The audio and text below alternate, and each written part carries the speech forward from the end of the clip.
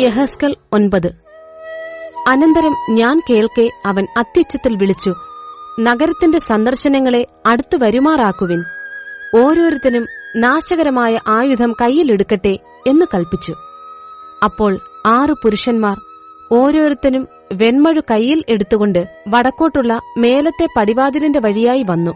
അവരുടെ നടുവിൽ ശണവസ്ത്രം ധരിച്ച് അരയിൽ എഴുത്തുകാരന്റെ മഷിക്കുപ്പിയുമായി ഒരുത്തൻ ഉണ്ടായിരുന്നു. അവർ അകത്തു ചെന്ന് താമ്രയാഗപീഠത്തിന്റെ അരികെ നിന്നു. ഇസ്രായേലിന്റെ ദൈവത്തിന്റെ മഹത്വം അതിരുന്നിരുന്ന കെരൂബിന്മേൽ നിന്ന് ആലയത്തിന്റെ ഉമ്മരപ്പടിക്കൽ വന്നിരുന്നു.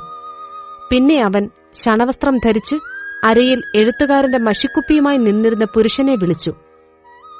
അവനോട് യഹോവ, നീ നഗരത്തിന്റെ നടുവിൽ യെരുശലേമിന്റെ നടുവിൽ കൂടി ചെന്ന് അതിൽ നടക്കുന്ന സകല മ്ലേച്ഛതകളും നിമിത്തം നെടുവീർപ്പിട്ട് കരയുന്ന പുരുഷന്മാരുടെ നെറ്റികളിൽ ഒരു അടയാളമിടുക എന്ന് കൽപ്പിച്ചു. മറ്റവരോട് ഞാൻ കേൾക്കെ അവൻ, നിങ്ങൾ അവന്റെ പിന്നാലെ നഗരത്തിൽ കൂടി ചെന്ന് വെട്ടുവിൻ, നിങ്ങളുടെ കണ്ണിന് ആദരവ് തോന്നരുത്, നിങ്ങൾ കരുണ കാണിക്കുകയുമരുത്. വൃദ്ധന്മാരെയും യൗവനക്കാരെയും കന്യകമാരെയും പൈതങ്ങളെയും സ്ത്രീകളെയും കൊന്നുകളവിൻ. എന്നാൽ അടയാളമുള്ള ഒരുത്തനെയും തൊടരുത്. എന്റെ വിശുദ്ധ മന്ദിരത്തിൽ തന്നെ തുടങ്ങുവിൻ എന്ന് കൽപ്പിച്ചു. അങ്ങനെ അവർ ആലയത്തിന്റെ മുമ്പിൽ ഉണ്ടായിരുന്ന മൂപ്പന്മാരുടെ ഇടയിൽ തുടങ്ങി. അവൻ അവരോട്, നിങ്ങൾ ആലയത്തെ അശുദ്ധമാക്കി പ്രാകാരങ്ങളെ നിഹതന്മാരെക്കൊണ്ട് നിറപ്പിൻ, പുറപ്പെടുവിൻ എന്ന് കൽപ്പിച്ചു. അങ്ങനെ അവർ പുറപ്പെട്ടു നഗരത്തിൽ സംഹാരം നടത്തി. അവരെ കൊന്നുകളഞ്ഞ ശേഷം ഞാൻ മാത്രം ശേഷിച്ചു.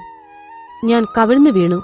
അയ്യോ യഹോവയായ കർത്താവേ, യെരുശലേമിന്മേൽ നിന്റെ ക്രോധം പകരുന്നതിനാൽ ഇസ്രായേലിൽ ശേഷിപ്പുള്ളവരെ ഒക്കെയും സംഹരിക്കുമോ എന്ന് നിലവിളിച്ചു പറഞ്ഞു. അതിനവൻ എന്നോട്, ഇസ്രായേൽ ഗൃഹത്തിന്റെയും യഹൂദാഗൃഹത്തിന്റെയും അകൃത്യം ഏറ്റവും വലുതായിരിക്കുന്നു.